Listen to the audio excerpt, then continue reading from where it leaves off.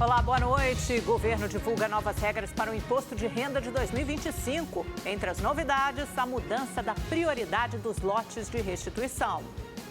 Tarifas de Donald Trump sobre aço e alumínio fazem Canadá e Europa contra-atacar. Ministro da Fazenda, Fernando Haddad, diz que o Brasil não deve retaliar de imediato. E você vai ver também.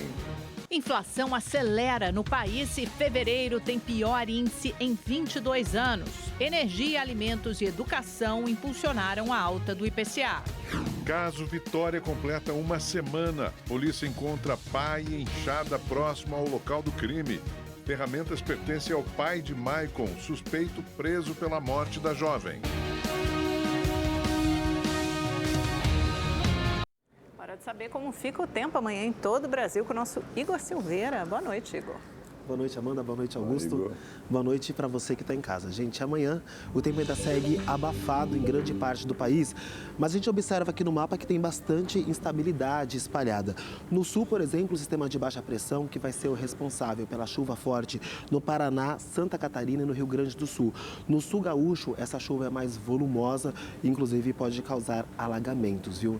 Em São Paulo, a máxima amanhã pode chegar aos 29 graus, mas tem previsão de chuva. São esperados 30 milímetros. Agora, entre sexta-feira e domingo, a máxima não passa dos 28 graus e essa chuva começa a perder força.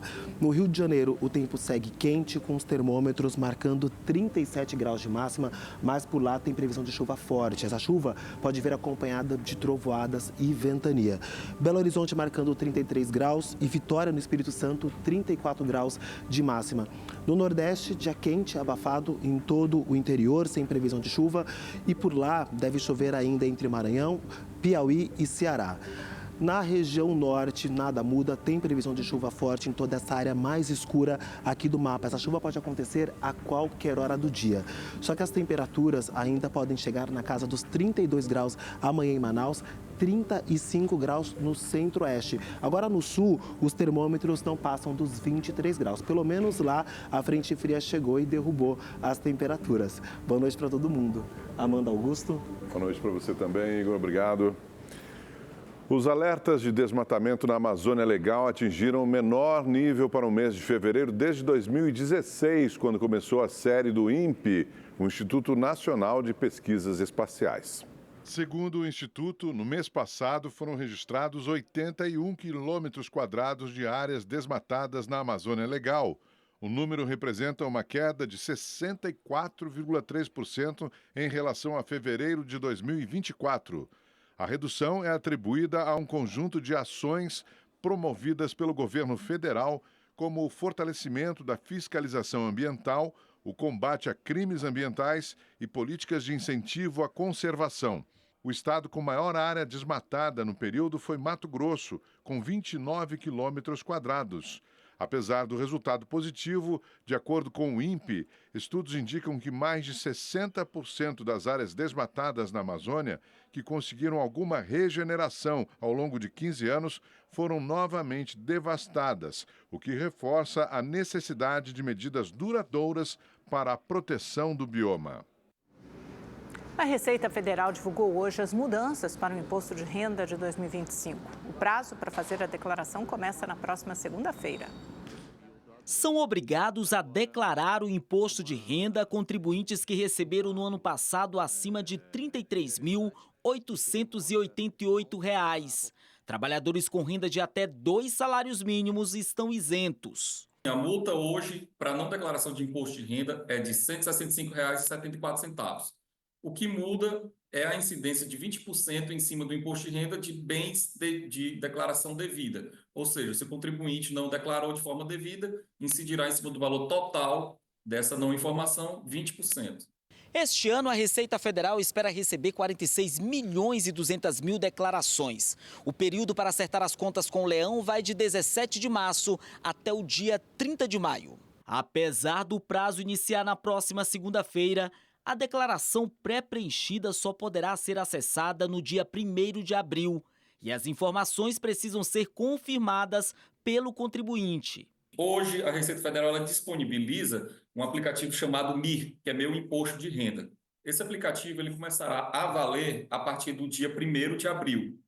Então, diante desse aplicativo, as declarações elas já vêm pré-preenchidas e o contribuinte, o cidadão, poderá baixar o aplicativo e realizar de uma forma mais rápida e mais completa.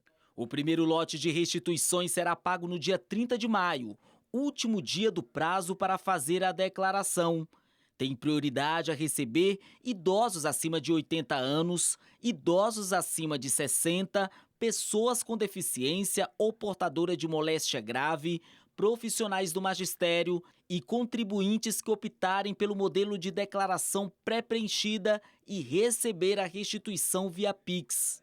Hoje também a Receita Federal ela apresentou um programa chamado Eu Sou Cidadão Solidário, onde o cidadão ele poderá destinar o seu pagamento ou sua restituição de imposto de renda para associações infantis e associações também de idosos. Ele não pagará nada a mais para isso e também ele estará cumprindo uma grande função social.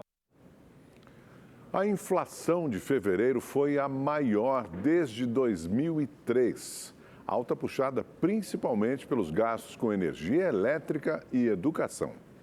A Marina, assim como muitos brasileiros, faz malabarismo para conseguir pagar todas as contas. No mês passado, o que mais pesou foi o reajuste da escola do filho. O reajuste estava previsto, né? A surpresa foi que veio 4% em relação a 2024.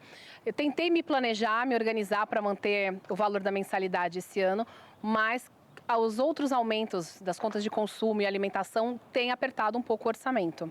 Em fevereiro, o IPCA teve alta de 1,31%, o maior índice em 22 anos. O resultado vai na contramão da desaceleração de 0,16% registrada em janeiro. A grande vilã foi a energia elétrica. A inflação de fevereiro, registrou vários aumentos importantes. O principal deles foi a recomposição do bônus de Itaipu. Isso porque no mês de janeiro as tarifas de energia ficaram quase 17% mais baratas. Mas foi um efeito temporário, só valeu para janeiro. E a recomposição da tarifa em fevereiro trouxe, então, aquele desconto do bônus de volta. Então a conta subiu quase 17% em fevereiro. A conta de energia, mesmo estando num período de calor, que não tem tanto consumo, ela vem aumentando gradativamente mês a mês. Então, isso também tem impactado bastante. A alta também foi puxada pela educação e pelos alimentos e bebidas. Nós tivemos aumento das mensalidades escolares, tivemos aumento de ônibus urbano em várias cidades do país, tivemos aumento dos combustíveis e ainda tivemos uma alta relativamente elevada para a alimentação. Em março, a expectativa é de recuo da inflação, mas atingir a meta de 3% ao final do ano tem sido considerado um desafio para o governo.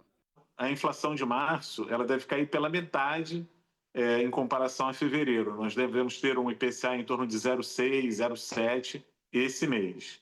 Ainda é considerado uma taxa alta, porque se a gente projeta essa taxa para os próximos meses, a gente finalizaria 2025 com uma inflação muito acima da meta, que é 3%. Então, por conta disso, a política monetária deve continuar avançando com juros. Os juros devem subir. O ministro do Supremo Tribunal Federal, Alexandre de Moraes, encaminhou à Procuradoria-Geral da República as defesas prévias do segundo núcleo de denunciados pela tentativa de golpe de Estado em 8 de janeiro. Estão neste grupo o general Mário Fernandes, o coronel Marcelo Câmara, o ex-assessor internacional da presidência Felipe Martins, o ex-secretário executivo de Segurança Pública Fernando Oliveira, a ex-diretora de inteligência do Ministério da Justiça Marília Alencar e o ex-diretor da Polícia Rodoviária Federal Silvinei Vasques. O Ministério Público terá 5 dias para se manifestar. Ao todo, 34 pessoas foram denunciadas pela tentativa de golpe de Estado, incluindo o ex-presidente Jair Bolsonaro. Hoje completa uma semana que o corpo de Vitória Regina de Souza, de 17 anos, foi encontrado em uma área de mata em Cajamar, na Grande São Paulo. O caso continua cercado de incertezas. Uma pá e uma enxada encontradas a 200 metros da cena do crime. É mais um enigma que a polícia tenta desvendar.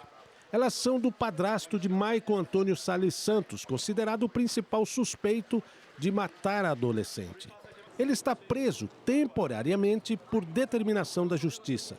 O padrasto de Michael e o funcionário da chácara onde trabalham em Cajamar prestaram depoimento hoje e informaram que as ferramentas foram furtadas da propriedade dias antes do desaparecimento de Vitória.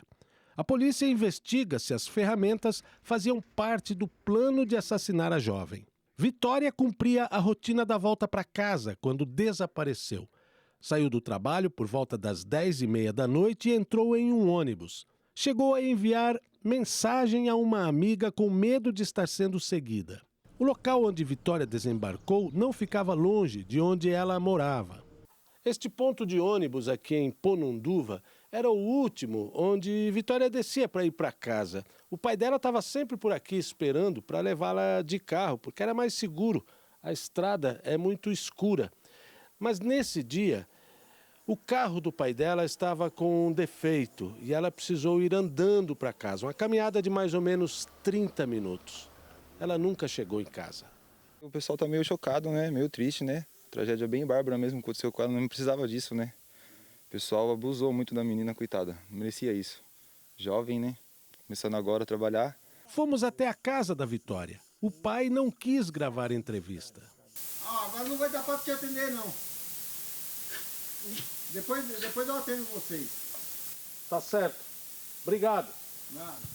As investigações se concentram em contradições nos depoimentos de testemunhas e suspeitos. 22 pessoas foram ouvidas até agora. A polícia acredita que pelo menos 3 participaram diretamente da morte de Vitória. Entre elas, Gustavo, de 26 anos, ex-namorado da adolescente. Ele chegou a se apresentar à delegacia, mas a justiça negou a prisão por falta de provas. A gente ainda trata como investigar. Com certeza, alguma coisa essa pessoa sabia, porque já caiu em contradição, então a gente está trabalhando em cima disso. A gente entende que se saísse a temporária, seria um trabalho mais fácil, menos cansativo, tá? A própria pessoa se apresentou porque ele está temendo o que pode acontecer com ele fora. O lugar mais seguro para ele seria estar na cadeia. Bom, vamos conversar com o nosso comentarista de segurança, o Jorge Lordello. Lordello, você traz algumas novidades desse caso para a gente estava conversando aqui nos bastidores, tanto novidades em relação ao Michael, que é o suspeito preso até agora, tem outras pessoas investigadas, mas ele é o único preso, né, o principal suspeito do crime, e também novidades acerca da sequência dos acontecimentos até a morte da jovem. É verdade. Boa noite, Amanda. Boa noite, Augusto. Boa noite a você de casa. Realmente são muitas informações. O advogado contratado pela família de Vitória acaba de se manifestar e disse que teve acesso, Amanda, a laudos preliminares feitos pelo Instituto Médico Legal. E ele disse algo que realmente nos surpreende, que em relação aos laudos, a polícia teria concluído que ela foi sequestrada, mantida em cativeiro de 2 a 3 dias e nesses dias ela teria sido drogada, ou seja, forçaram essa moça a usar entorpecente para quê? Pois ela teria sido também vítima de abuso sexual. E o que mais nos surpreendeu com esse relato é que a morte não teria sido em razão das facadas, e sim que a perícia teria constatado um estrangulamento, que é você aplicar força no pescoço dessa moça e depois ela teria recebido facada. Agora, outra conclusão que o advogado trouxe que nos surpreende é que teria sido identificado pelo menos 2 homens nessa prática, tanto do abuso sexual como também da morte, neste cativeiro, que ainda não foi encontrado. Eu quero dizer o porquê. A polícia já chegou, Amanda, Augusto e você de casa, a 3 locais. 3 locais que podem ser o cativeiro. Nesses locais foram encontrados alguns materiais. Está tendo perícia para assim poder determinar qual lugar ela teria sido eventualmente mantida como refém e em seguida morta.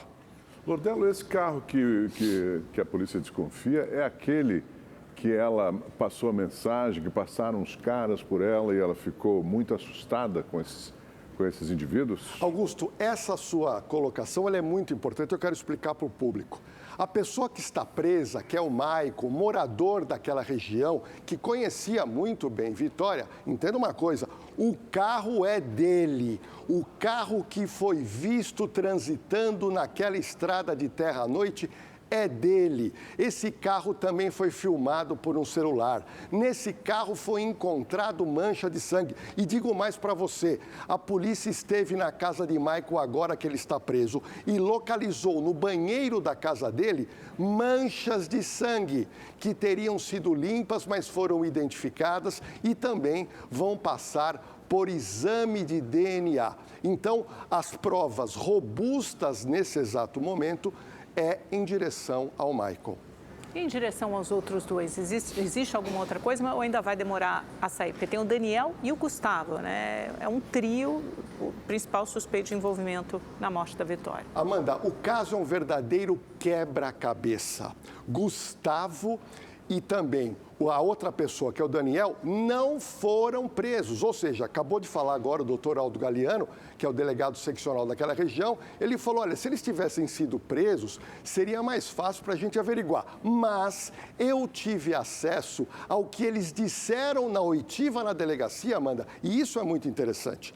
Eles alegam o seguinte, os dois alegam que têm uma amizade assim muito distante, que eles praticamente quase não falam. Outro detalhe, os dois juraram à polícia que eles jamais tiveram relacionamento homoafetivo com qualquer pessoa, principalmente o Daniel, que alega que é casado, que tem 2 filhos e que, por sinal, ele conhece simplesmente de vista o Gustavo e o Gustavo diz a mesma coisa, que conhece de vista o Daniel. Ou seja, eles saem da cena do crime na visão deles, na oitiva que eles prestaram na delegacia. Ou seja, não eram eles que estavam dentro do carro. Quem eram os outros? Então, a Polícia Civil já sabe que esse Corolla estava sendo dirigido por alguém e tinha alguém do lado.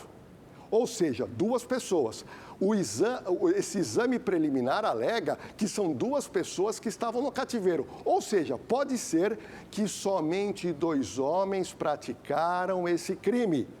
Ou seja, o quebra-cabeça começa a ser formado, muita gente me perguntou hoje, mas por que o Gustavo agora não foi preso e o Daniel? Não apareceu ainda nenhuma prova nova que pudesse imputar a essas 2 pessoas a necessidade de uma prisão temporária ou preventiva. Agora, Lordelo, então você falou das manchas de sangue no cativeiro e hoje foi pedido o exame de sangue do Michael, né? Essa confrontação DNA, que vai haver, né? O DNA. O DNA é algo muito importante. Outro detalhe que eu queria repartir com você aí de casa. O Michael acabou, há poucos minutos atrás, ele foi retirado da cela e foi levado para o IML fazer coleta de sangue. Eu, particularmente, ainda não recebi a informação se ele permitiu ou não a coleta de sangue, pois a Constituição brasileira diz que ninguém é obrigado a fazer prova contra si mesmo. Eu estou muito curioso para saber se ele permitiu a coleta ou não. Então, vamos supor, ele tem advogado. Por sinal, Amanda e Augusto, ele troca o advogado hoje. Foi trocado o advogado do Michael, que é a pessoa que está na pior situação, mas se o advogado dele percebe que ele tem provas contra ele, é óbvio que ele vai falar, olha, não faça o exame de sangue. Então, nós vamos aguardar se o resultado, se ele forneceu o sangue ou não. Perfeito, Lordelo. Muito obrigado mais uma vez pela sua participação aqui com a gente no Rede TV News. Boa noite para você. Obrigada, Lordelo. De volta com o Rede TV News, o governo federal lançou uma nova linha de crédito consignado privado para trabalhadores com carteira assinada. Os juros mais baixos são um dos principais benefícios. O novo consignado pode beneficiar 47 milhões de trabalhadores com carteira assinada. Segundo o governo, o principal alvo são pessoas de baixa renda, como empregados domésticos, trabalhadores rurais e assalariados de mês. A expectativa é que as taxas para esse público caiam pela metade. É um crédito seguro, rentável, que respeita as políticas de crédito dos bancos, dentro das condições de risco e retorno de cada cliente, com taxas que vão caber no bolso delas. É um crédito que inclui, é um crédito que reduz desigualdade.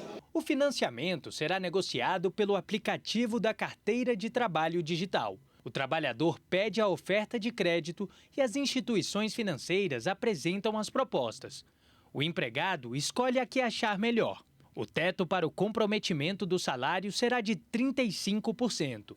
As parcelas do empréstimo vão ser descontadas na folha de pagamento. No caso de demissão, a garantia será de até 10% do FGTS ou até 100% da multa rescisória. Se o trabalhador mudar para outro emprego com carteira assinada, a dívida será transferida para o novo contrato de trabalho. A nova linha de crédito vai estar disponível a partir do dia 21 de abril. Quem já tem empréstimo consignado privado também poderá mudar para o novo modelo a partir do dia 25. O contratante também poderá fazer portabilidade de empréstimo caso receba proposta melhor. Mas essa possibilidade ficará disponível somente a partir do dia 6 de junho. A estimativa é que cerca de 19 milhões de brasileiros optem pelo novo crédito, representando uma movimentação de mais de 120 bilhões de reais. Jamais, em nenhum momento da história, nós conseguimos fazer uma política de crédito que pudesse colocar no curto e no médio espaço de tempo tanto dinheiro em circulação. E durante a cerimônia, o presidente Lula disse ter escolhido uma mulher bonita para comandar a articulação política do governo, se referindo à nova ministra das Relações Institucionais, Gleice Hoffmann. E é muito importante trazer aqui o presidente da Câmara e o presidente do Senado. Porque uma coisa, companheiros, que eu quero mudar, estabelecer a relação com vocês, por isso eu coloquei essa mulher bonita para ser ministra de Relações Institucionais, é que eu não quero mais ter distância entre vocês. Eu não quero que alguém ache que o presidente da República está distante do presidente da Câmara e está distante do presidente do Senado. Não. Parece que as declarações machistas também frequentam os discursos progressistas. A ministra Maria Elizabeth Rocha tomou posse hoje como presidente do Superior Tribunal Militar. É a primeira vez em mais de 2 séculos que uma mulher preside a corte.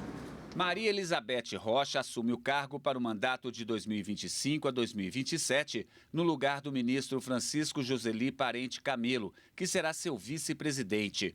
A ministra já havia comandado a corte, mas de forma temporária, entre junho de 2014 e março de 2015. O presidente Lula participou da posse. Doutora em Direito Constitucional, Maria Elizabeth já foi procuradora federal. Ela foi indicada a integrar a Corte Militar pelo presidente Lula e assumiu o posto em 2007, quando também foi a primeira mulher a fazer parte do colegiado. O STM tem ao todo 15 ministros. Declaradamente progressista, Maria Elizabeth ocupa uma das 5 vagas destinadas a civis no tribunal e é voz divergente na maioria das votações na Corte. Peço licença poética a Milton Nascimento e Lô Borges para dizer: porque se chamavam mulheres, também se chamavam sonhos, e sonhos não envelhecem. E nós, mulheres, temos um sonho, o sonho da igualdade. E em entrevista após a posse, a ministra Maria Elizabeth disse que os militares acusados de participação na tentativa de golpe podem passar por um novo julgamento no Superior Tribunal Militar após o julgamento do STF. A presidente da corte disse ainda que Bolsonaro cometeu crimes militares que não foram denunciados pelo Ministério Público. Eu identifico alguns, mas eu acho que não cabe a mim identificar. Esse é o papel do Ministério Público Militar. Ele é o autor da ação penal, ele é o detentor da denúncia. E se ele não se pronunciou, seria um pré-julgamento da minha parte mencionar qualquer um deles. 2 pessoas foram presas em uma ação da Polícia Militar do Rio de Janeiro para prender os acusados pela morte de uma militar da Marinha. A capitão de mar e guerra, Gisele Mendes de Souza e Melo, foi atingida por uma bala perdida dentro do Hospital Naval no ano passado. Agentes da Polícia Civil saíram para cumprir 23 mandados de prisão e 17 de busca e apreensão no Complexo do Lins, zona norte do Rio. Mas apenas 2 pessoas foram presas e celulares foram apreendidos. Por isso, a polícia não descarta a possibilidade de vazamento de informação. Os alvos pertencem ao Comando Vermelho e estão envolvidos na morte da geriatra e capitão de mar e guerra Gisele Mendes de Souza e Melo, de 55 anos. Ela foi baleada na cabeça no Hospital Naval Marcílio Dias, em dezembro do ano passado. A militar era superintendente de saúde da unidade que fica no entorno do conjunto de favelas e participava de uma cerimônia no auditório quando foi atingida. No momento, acontecia uma operação da Polícia Militar na comunidade do Gambá. Segundo a PM, os agentes foram atacados pelos criminosos.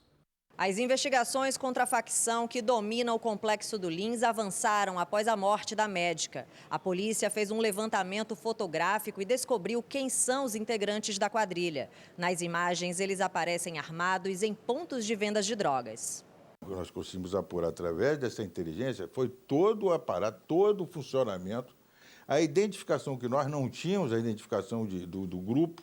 Esse inquérito instaurado que nós temos foi para identificar justamente a partir da morte dela, da capitã de Marighella, quem participava, quem era do Gambá e Árvore Seca. O autor do disparo que matou Gisele é Marlon Siqueira Luiz, de 25 anos. Ele é apontado pela polícia como um dos seguranças do tráfico e está foragido. Outro suspeito de envolvimento no crime é Marcos Vinícius Nascimento, o Poca. Ele foi morto no mês passado durante uma operação da Polícia Militar. Na mesma ação, os agentes prenderam Leandro Baracho, o Boi. 2 meses após o crime, Gisele recebeu uma promoção póstuma, honraria concedida a militares que morreram em serviço. Ela foi promovida ao cargo de contra-almirante. A médica estava há 29 anos na Marinha. A polícia prendeu 17 suspeitos de atacar operadoras de internet no Ceará. Uma facção criminosa cobrava propina para permitir o funcionamento do serviço em áreas dominadas pelo crime. A operação de hoje aconteceu cerca de 15 dias depois que os ataques às empresas provedoras de internet no estado começaram. Foram cumpridos 37 mandados de busca e apreensão e 15 de prisão. 17 pessoas foram presas. 14 mandados foram direcionados a empresas fornecedoras de internet que trabalhavam ilegalmente. Segundo a polícia, todas estas empresas estão sendo investigadas por uma possível colaboração com o crime organizado. A investigação busca justamente colocar cada um em seu lugar. Nós precisamos entender se esses ilícitos cometidos são meros ilícitos administrativos ou se, efetivamente, essas empresas estão fechadas com esses criminosos e, portanto, cometendo os mesmos crimes. O primeiro ataque foi registrado no dia 27 de fevereiro, quando homens encapuzados e armados vandalizaram a sede de uma empresa em Fortaleza. Também em fevereiro, 3 carros que estavam a serviço de operadoras foram incendiados. Os criminosos alvejaram empresas e destruíram equipamentos. Os ataques foram feitos por membros de uma facção criminosa que exigem 50% da mensalidade para permitir o serviço em regiões dominadas pelo crime. Nós não vamos tolerar, em hipótese alguma, que esses criminosos interfiram nessa prestação de serviço tão importante para a sociedade.